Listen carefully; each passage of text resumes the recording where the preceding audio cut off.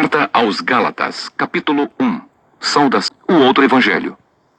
Estou muito admirado com vocês, pois estão abandonando tão depressa aquele que os chamou por meio da graça de Cristo e estão aceitando outro evangelho. Na verdade, não existe outro evangelho, porém eu falo assim porque há algumas pessoas que estão perturbando vocês, querendo mudar o evangelho de Cristo. Mas se alguém, mesmo que sejamos nós, ou um anjo do céu, anunciar a vocês um evangelho diferente daquele que temos anunciado, que seja amaldiçoado. Pois já dissemos antes e repetimos, se alguém anunciar um evangelho diferente daquele que vocês aceitaram, que essa pessoa seja amaldiçoada. Por acaso... Atos dos Apóstolos, capítulo 26. Paulo se defende diante de Agripa. Agripa disse a Paulo: "Você pode apresentar sua defesa." Então Paulo estendeu a mão e fez a sua defesa, dizendo o seguinte: "Rei Agripa, eu me sinto muito feliz em poder estar hoje diante do Senhor para me defender de tudo o que os judeus me acusam. E especialmente feliz porque o Senhor conhece muito bem todos os costumes e questões dos judeus. Portanto, peço que o Senhor me escute com paciência. Todos os judeus sabem como tenho vivido no meio do meu povo e também em Jerusalém, desde a minha juventude até hoje. Eles sempre souberam, e podem confirmar isso se quiserem, que desde o começo fui membro do partido dos fariseus, o mais rigoroso da nossa religião. E agora estou aqui, sendo julgado porque tenho esperança na promessa que Deus fez aos nossos antepassados. Todas as tribos do nosso povo que adoram a Deus dia e noite também esperam ver o cumprimento dessa promessa. É por causa dessa esperança, ó rei, que estou sendo acusado pelos judeus. Por que é que vocês, judeus, acham impossível crer que Deus ressuscita os mortos?"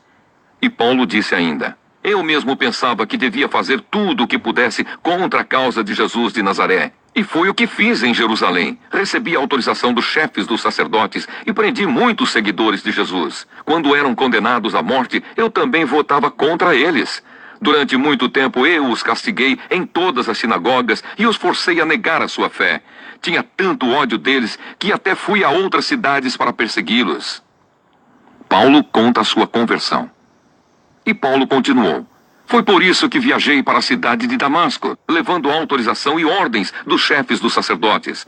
Mas aconteceu, ó rei, que na estrada, ao meio-dia, veio do céu uma luz mais brilhante do que o sol, a qual brilhou em volta de mim e dos homens que estavam viajando comigo. Todos nós caímos no chão e eu ouvi uma voz me dizer em hebraico: 'Saulo, Saulo, por que você me persegue? Não adianta você se revoltar contra mim.' Então eu perguntei: 'Quem é o Senhor?' E o Senhor respondeu: 'Eu sou Jesus, aquele que você persegue. Mas levante-se e fique de pé. Eu apareci a você para o escolher como meu servo, a fim de que você conte aos outros o que viu hoje e anuncie o que lhe vou mostrar depois. Vou livrar você dos judeus e também dos não-judeus, a quem vou enviá-lo. Você vai abrir os olhos deles, a fim de que eles saiam da escuridão para a luz e do poder de Satanás para Deus. Então, por meio da fé em mim, eles serão perdoados dos seus pecados e passarão a ser parte do povo escolhido de Deus." Paulo fala sobre o seu trabalho. E Paulo terminou dizendo: "Portanto, ó rei Agripa, eu não desobedeci à visão que veio do céu.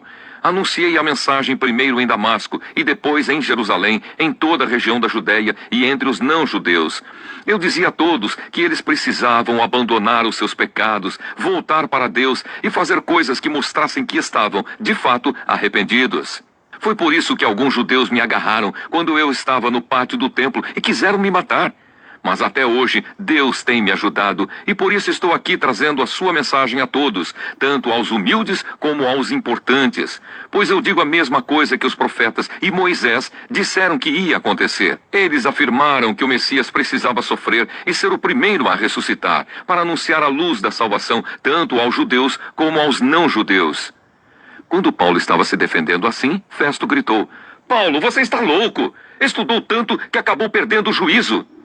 Paulo respondeu: "Eu não estou louco, excelência. Estou em perfeito juízo e digo a verdade. Eu posso falar diante do rei Agripa com toda a coragem, porque tenho a certeza de que ele conhece todas essas coisas muito bem, pois não aconteceram em nenhum lugar escondido." Então Paulo disse ao rei: "Rei Agripa, o senhor crê nos profetas? Eu sei que crê." Agripa respondeu: Você pensa que assim, em tão pouco tempo, vai me tornar cristão? Paulo disse: pois eu pediria a Deus que em pouco ou muito tempo, não somente o Senhor, mas todos os que estão me ouvindo hoje, chegassem a ser como eu, mas sem estas correntes. Aí o rei Agripa, o governador, Berenice e todos os que estavam com eles se levantaram e saíram comentando: este homem não fez nada para merecer a morte, nem para estar preso. Então Agripa disse a Festo: ele já podia estar solto se não tivesse pedido para ser julgado pelo imperador. Eu sou Jesus, aquele que você persegue. Mas levante-se e fique de pé. Eu apareci a você para o escolher como meu servo, a fim de que você conte aos outros o que viu hoje e anuncie o que lhe vou mostrar depois. Vou livrar você dos judeus e também dos não-judeus, a quem vou enviá-lo. Você vai abrir os olhos deles, a fim de que eles saiam da escuridão para a luz e do poder de Satanás para Deus. Então, por meio da fé em mim, eles serão perdoados dos seus pecados e passarão a ser parte do povo escolhido de Deus.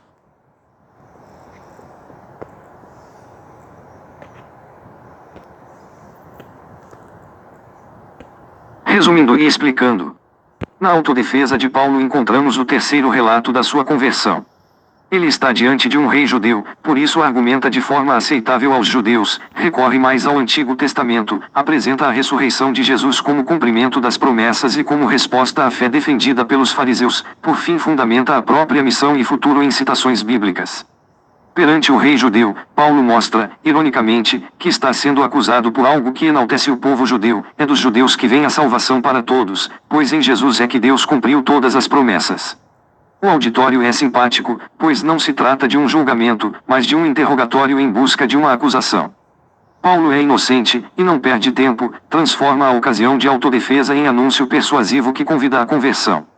O cristão transforma todas as ocasiões em momentos de anúncio. Confira Lucas 21, versos 12 a 15.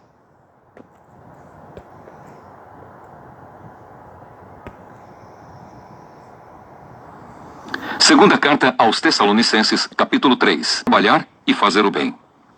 Irmãos, em nome do nosso Senhor Jesus Cristo, ordenamos a vocês que se afastem de todos os irmãos que vivem sem trabalhar e que não seguem os ensinamentos que demos a eles.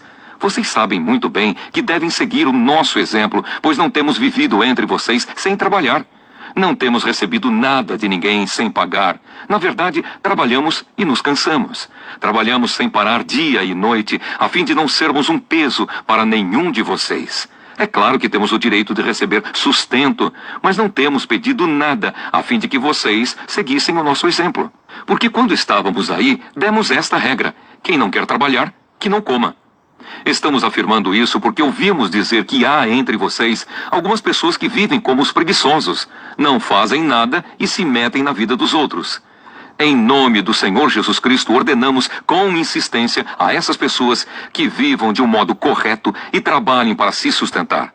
Mas vocês, irmãos, não se cansem de fazer o bem. Se alguém não quiser obedecer ao que estamos mandando nesta carta, vejam bem quem está fazendo isso e se afastem dele para que fique envergonhado. No entanto, não o tratem como inimigo, mas o aconselhem como se aconselha um irmão.